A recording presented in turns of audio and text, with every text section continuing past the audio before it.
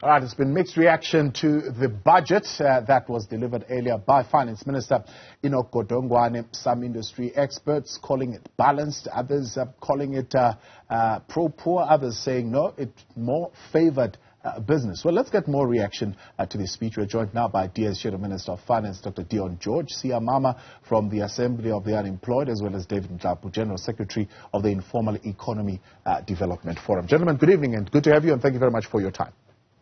Good evening. Good evening and thank you for the opportunity.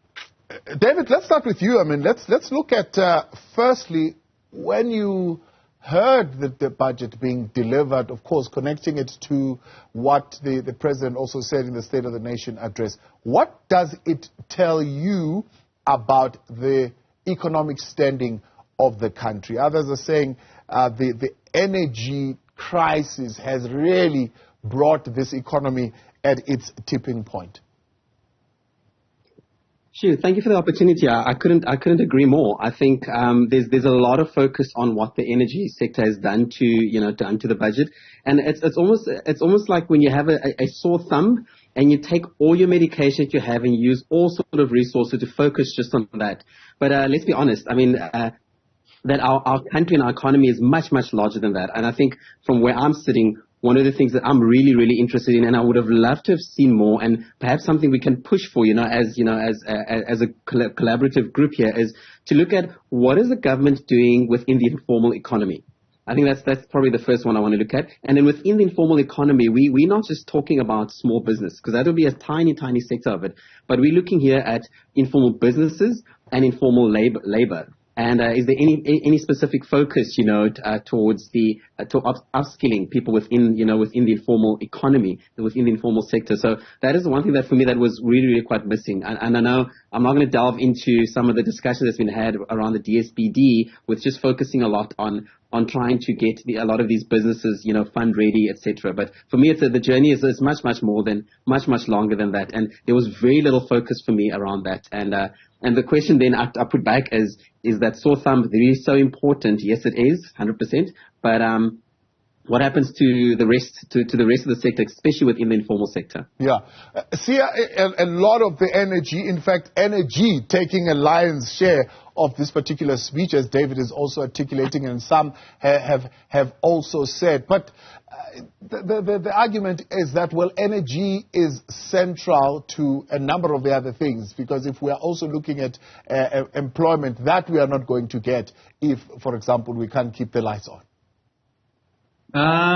No, I couldn't agree, Thabo, but what in some way, I must say, as the Assembly of the Unemployed, we are very happy that there's Eskom's debt would be a portion of it, to say, will be taken care of. But this brings us to the debate of the debt crisis, and I think this was mainly the basis of this budget speech on consolidating the debt. So the cost, the debt service cost that's involved, and as we all know what that means, it means more austerity, and it means there has to be a trade-off, and there has to be a trade-off somewhere. And unfortunately, in this case, the trade-off becomes the working class and the poor. As we've seen, the SRD is still the same, 350, and no sign of the basic income grant that we have been calling about. So what we're dealing with here, more than anything, is the debt crisis, which we have, by the way, warned about. That we have money in South Africa. We don't have to go and borrow money elsewhere, and we can borrow money to ourselves at zero interest rate. So what we need to disabuse ourselves is the issue of debt. Well, one argues that there is some additional spend, and much of that additional spend is said to be going to the social wage. So the SRD, as you mentioned, but also infrastructure at local and provincial level, safety and security, education, and health services. So there is some extra money that is being spent towards that particular cause?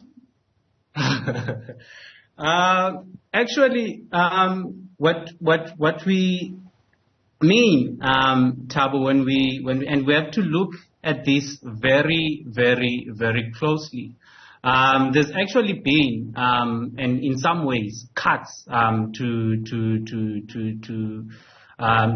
education. There's been some actual cuts to social wage, to put it in that way. And for us, and what we are calling for really is that we need a basic income grant for everyone that is standard. And if we look at the infrastructure in itself, it's the infrastructure. So let's talk about, for example, the water boards that the minister was talking about that they will lead. Those will actually be led by contractors, and we know what it means when those money is in the hands of the contractors in terms of the tender system and what that actually entails. And this is also what we have been saying, by the way, that government needs to take over and they need to expand the public sector so that they can run themselves these activities. So we'd argue differently that there's been an extension or an increase within the social wage, especially after the calls of a basic income grant that we've been calling about, and the progressive tax reforms that we have also been calling about around taxing the rich and increasing of corporate taxes. Yeah. Dr. George, you, of course, ahead of the speech delivered as the Democratic Alliance, your own alternative budget speech.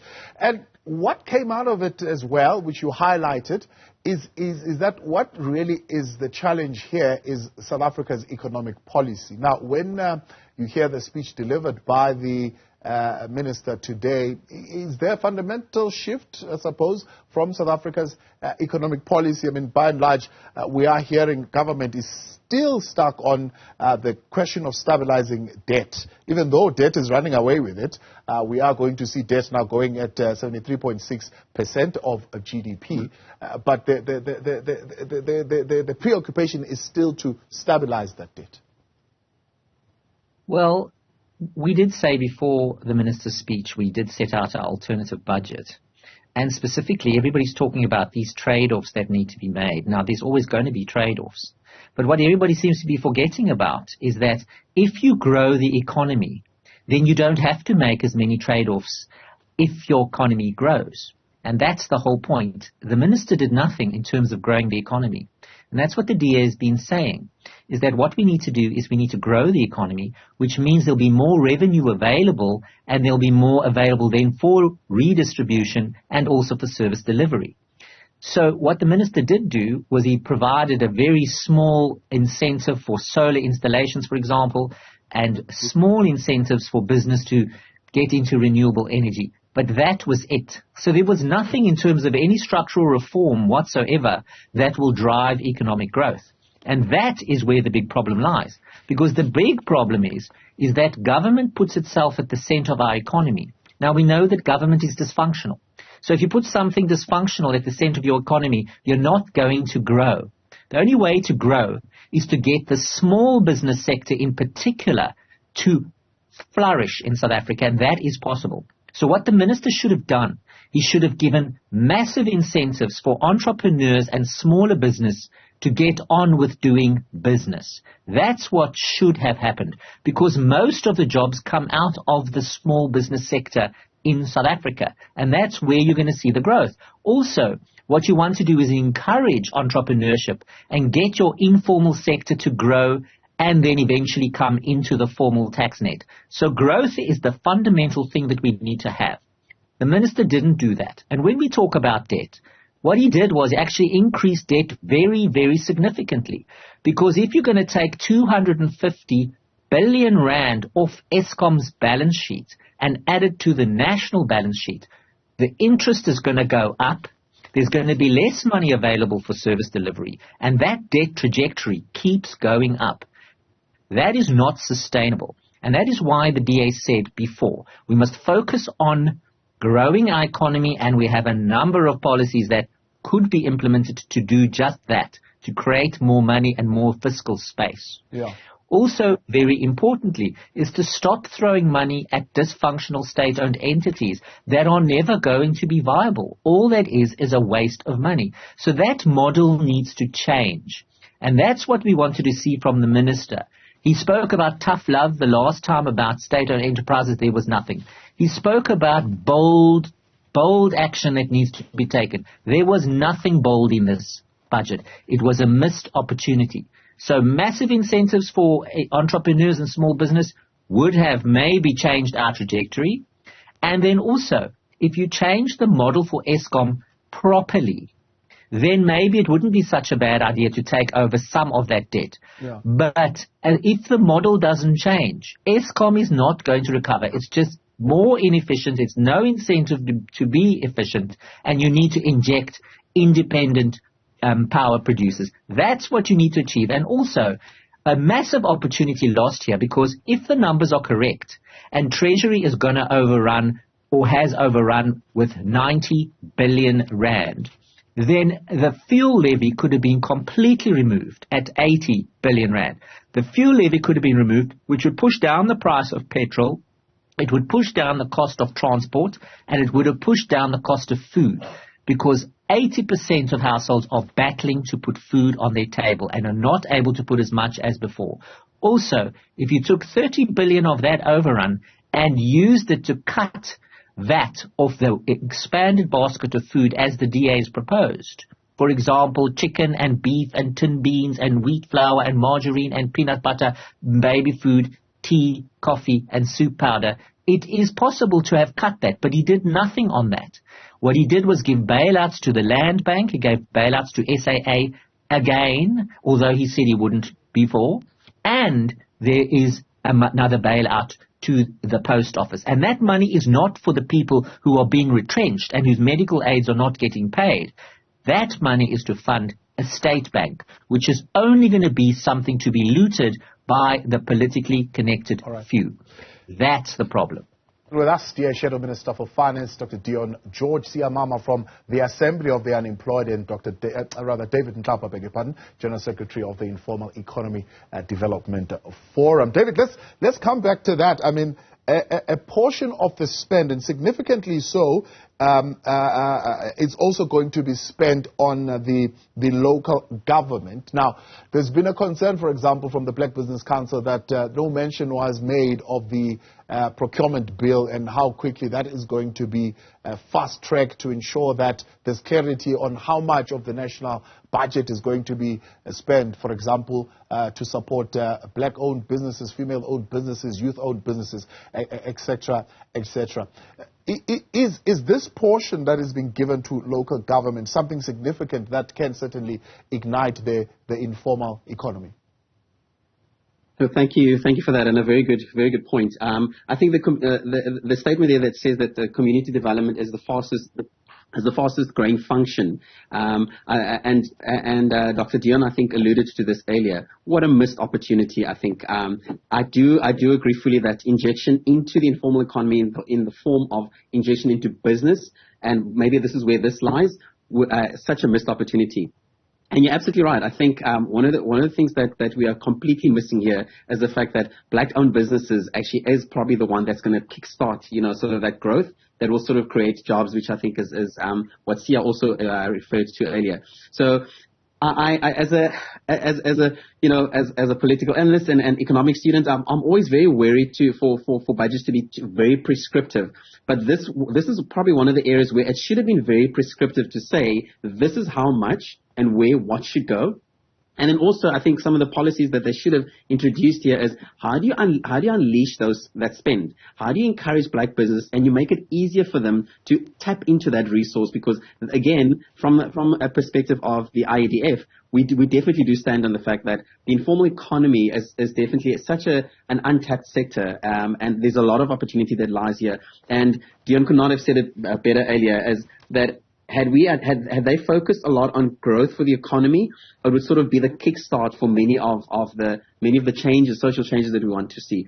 A missed opportunity indeed. I definitely still want to, and it's something that we will definitely be having lots more talks after this and lots more action, is having a look at what does that mean? What does community development is the fastest growing? 8% is quite a big chunk. What is that 8%? And where is it going to? Because it's one thing to sort of have like a little blanket cloud approach and not be specific. And this is one area where they've got to be very prescriptive in terms of what the spend is for and where it's dedicated to, and not sort of kind of leave it open. And you mentioned the procurement bill, something that is late. It should have been looked at a while ago already, but I'm not going to delve into that, just in the essence of time. Yeah. Economic development, seeing an average growth in terms of this budget of 7.7%, at least over the next 3 years. Again, I don't know if you are any clearer when they put that as an item to say economic development, 237.6 billion rands. Where exactly is it going to go in addressing the economic development, which, of course, in return, we want that to translate in people getting employment and finding space in the economy? Well, I really don't know, and I'm really trying to understand. So when they say economic development, really, what does that mean? Because the question would be, if you talk about investing in economic development, what plans do you have in place for a serious reindustrialization that we have been talking about, by the way, and which should be an alternative to this crisis of unemployment? And if you're talking about economic development, by the way, when are you going to disabuse yourself from tax incentivizing big business? Because by tax incentivizing big business, it means you actually taking away the tax that should be invested in this economic development that we talked about, as we are currently seeing. So one wonders how this is going to be achieved, because there's no way you're going to achieve this by tax incentivizing business to migrate to renewable energy. And yeah, so these are the problems that we have. And if you're serious about economic development, if you're serious about achieving economic development, now this is the platform where you talk about the taxation of the rich.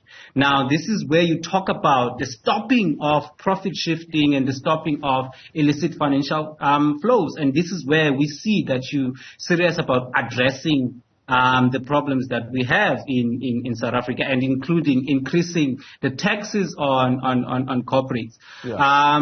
And this is what I can't really answer your question. So you are in a sense rejecting the fact that there were no new tax proposals that were or at least major tax proposals that were tabled by this budget, barring, of course, the tax incentives for businesses and for individuals in as far as the just energy transition. You are saying it's a missed opportunity to tax business more? So it's actually a missed opportunity to tax business more. But what it has done, it has just incentivized business to plunder more. And I think we need serious tax reforms. We need serious tax reforms so that these can find a serious basic income grant that is above the poverty line and not what we're seeing with the SRD grant now. And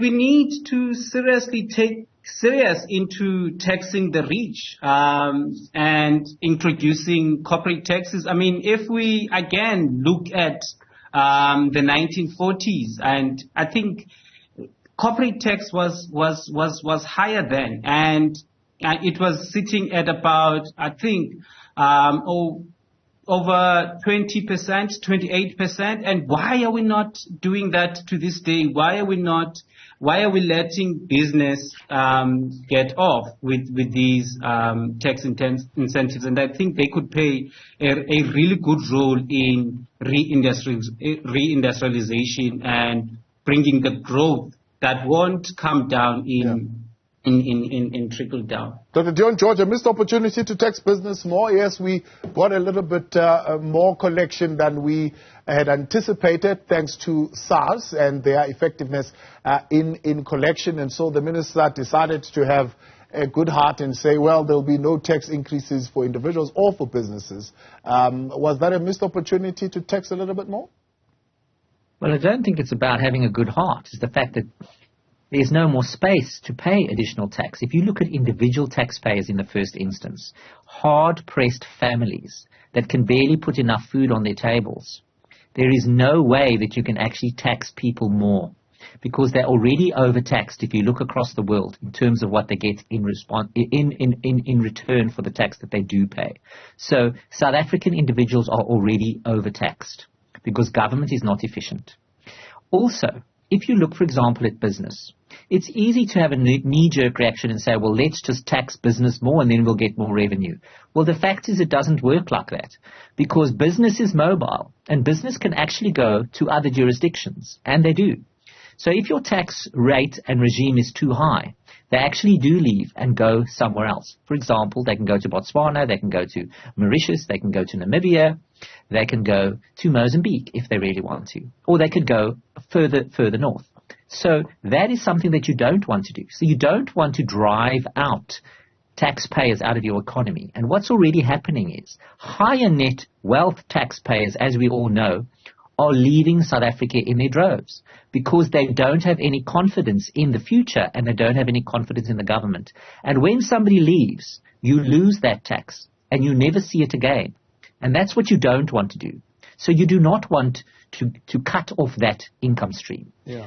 If you look at business, yes, you could easily put up the tax rate, but what does that actually mean then?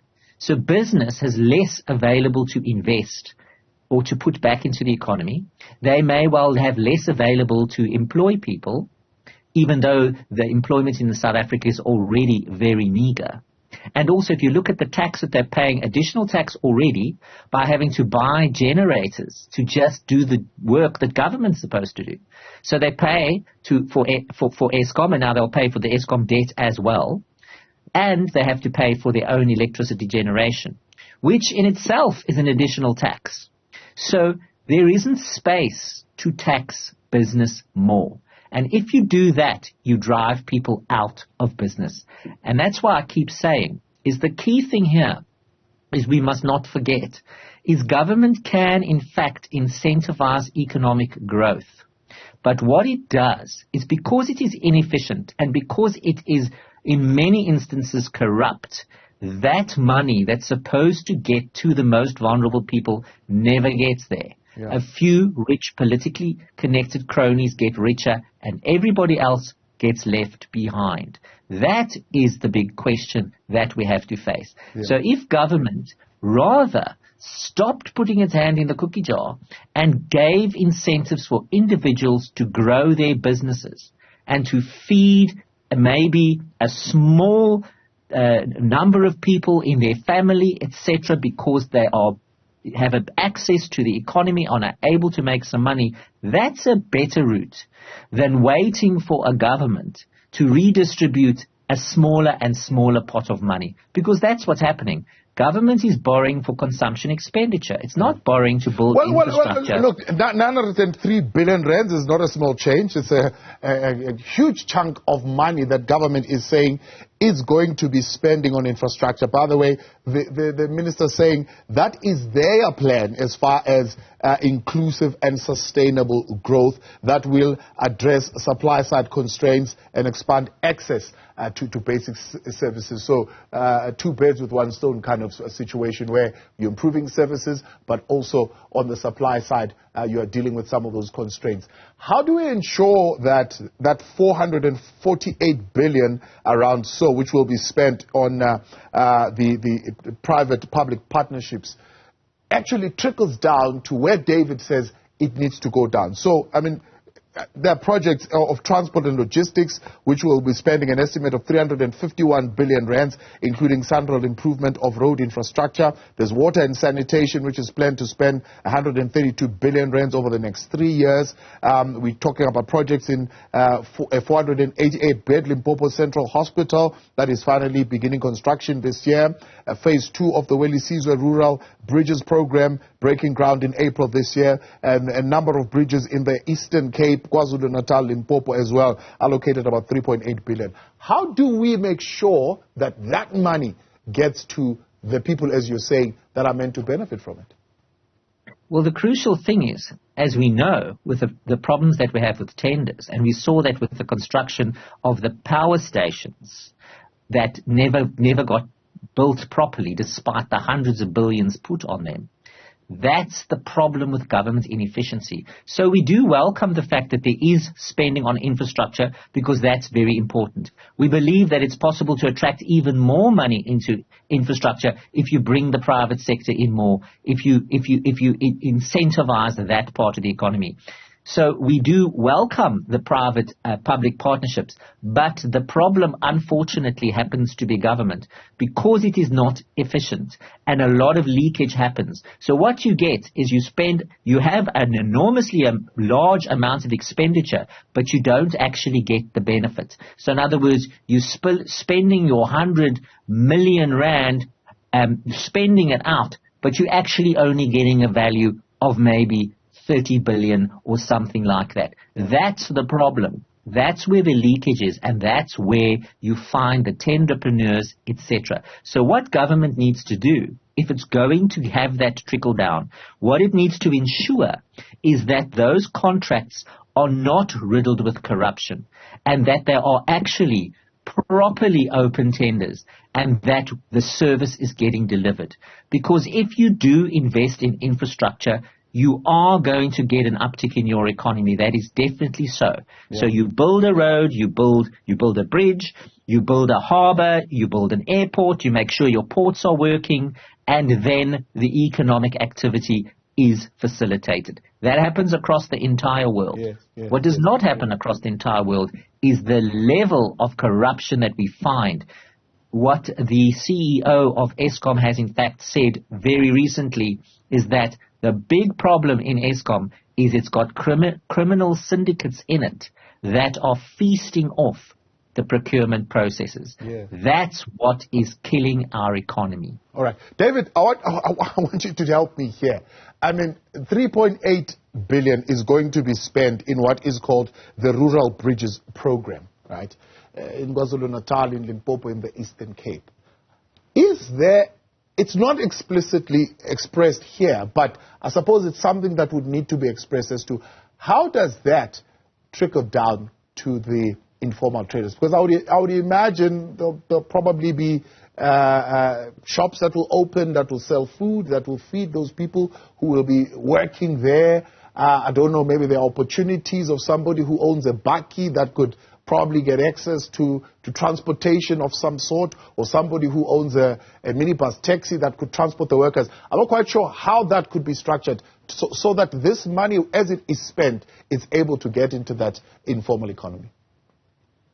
Again, very brilliant point, and yes, a very welcome spend indeed. I want to share a personal story of mine. I'm from a rural area in South Africa, from just in between Takasai and Queenstown, and I grew, dusty streets is what I know. And over the years, there's been promise of infrastructure growth, bridges built, roads built, and it hasn't happened.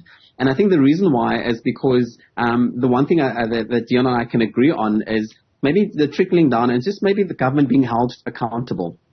I don't like to be the one complaining and saying, oh, they should do this and they should do that. I think one of the things that we would love to do going forward, being, the voice of just under 7 million within the informal economy, is to hold the government accountable. So dialogue has got to start where we say, okay, great. So there's 3.8 billion. What is the plan actually? So bring to me in the same way that we do it in with corporate budgets. So you've got this big chunk of money. Where will it be spent?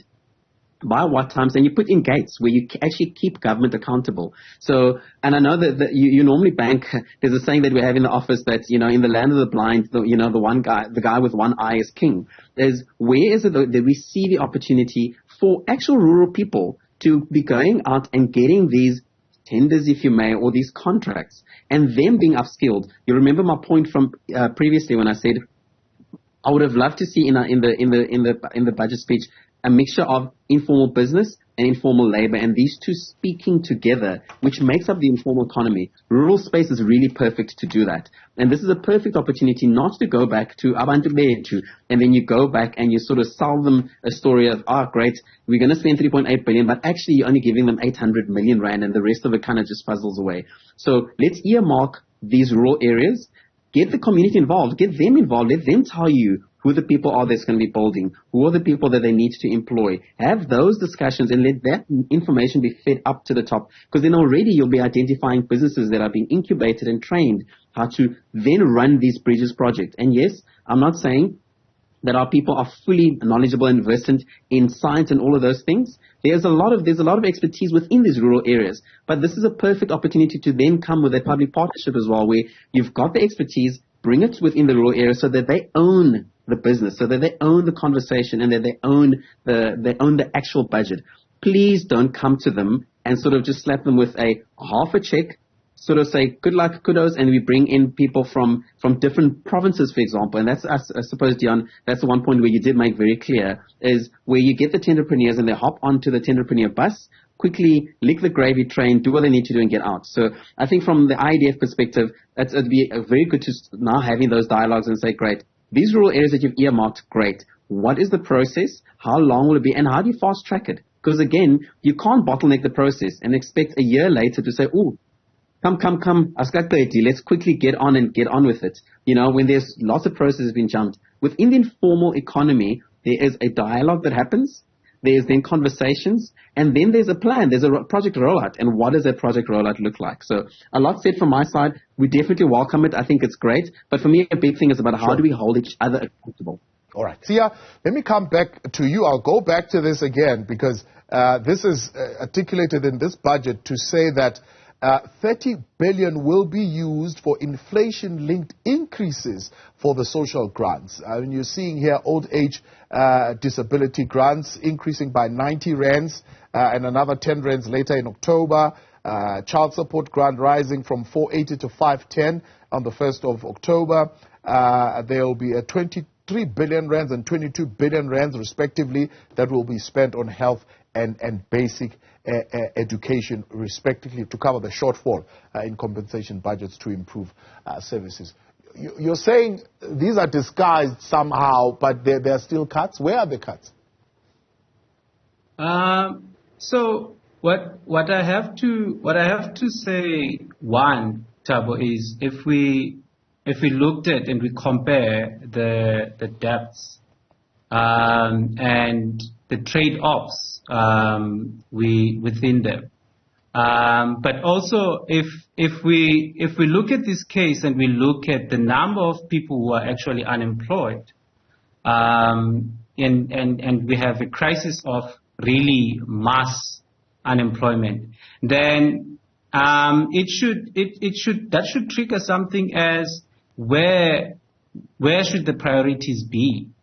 And I also want to come to another point, which is if you then say you're gonna put money into SANRAL to build more roads, and I mean we know what happens to this in terms of the tender system, but as well how there's this beginning of bringing skillful people to build these roads, and these people are actually people who come in foreign countries, and this is mainly the case if you walk around communities like Tolobeng.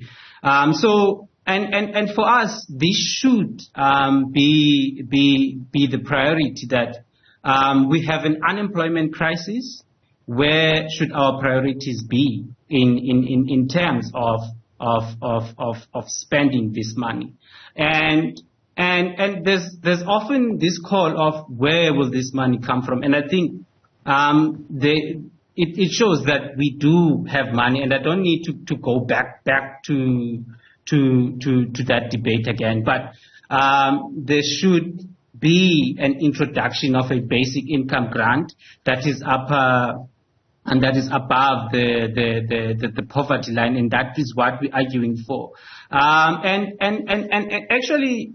the issue of the corporate tax and the taxing of business is important, because what's the use of having businesses existing in a country while you have an actual crisis of unemployment? And to the point that David is raising, and we need to understand one thing, and this thing that we need to understand is actually how our economy is financialized and is liberalized in a way that investment that comes through foreign direct investment, it's actually financialized investment, and it doesn't translate into jobs, but it translates into having people investing in the financial sector, and this is the problem that we have. So we need to disabuse ourselves that we need not to tax business because we need business to be here. That's a false narrative to put it that way. And what we actually need, and what the debate that we should be talking about, is how do we bring and talk about investments that will translate into reindustrialization. Of course, reindustrialization that is low carbonized, given the crisis of climate change that we have. And this is what we're talking about, Thabo, yeah. And the point that we're actually bringing forward. All right, Dion, literally have a minute left. Potential growth is pointing downwards. There is, of course, the continual struggle that we're dealing with the energy crisis. Has any of the things that been introduced going to help us stop the blackouts?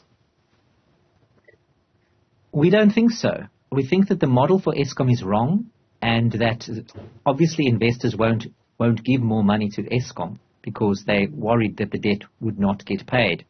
So by taking the debt off Eskom's balance sheet onto the national balance sheet, Eskom will most likely be able to borrow more money. And what will happen then, though, is that it will not be able to turn itself around, and that debt will have to be guaranteed by government into the future. So we don't believe that model will work. But what will work is if we unbundle Eskom and we do it sooner rather than later. That's the crucial thing that can happen here. But the model that the minister is working with now is not workable. Let's leave it there, and our energy, yeah. Because of time. Much appreciated. Thank you very much. Gentlemen, Sia, David, thank you very much for coming on and helping us in that conversation.